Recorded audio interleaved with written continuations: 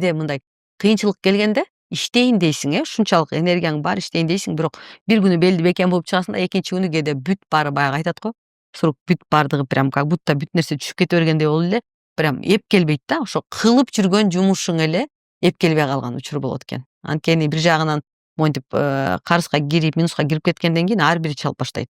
Бирөө мисалы 5 мүнөт чалат, бирөө 20 жарым саат менен кириши мүмкүн да. Ошентип атып сен уже мындай эмне кылып атканыңды, эмне ичип атканыңды билбей калган учур келип калат экен да. Ошол кайыр сурап турган адам дагы мүмкүн бир ошондой болуп, өзү буту колу турса дагы бирок ушундай бир учур болуп калышы мүмкүн экен да. Анан ошол себептен ойлонуп атам, ушу Кудай мага аябай бир чоң нерсе даярдап турат да.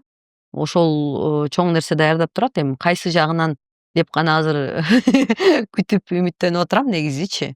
Кудай бир жагынан чоң нерсе даярдап турат. Андан сырткары баягы сенин ичиңдеги баягы потенциалды көрүп, ошол нерсе ачылбай атса дагы Кудай бир ушундай сыноолор аркылуу бир ачат экен да. Чындап мен азыр көбүрөөк баягы ушул тармакта изилдене баштадым. Андан сырткары Кудай баягы өзүнө жакындатайын деп берет экен дейт экен да.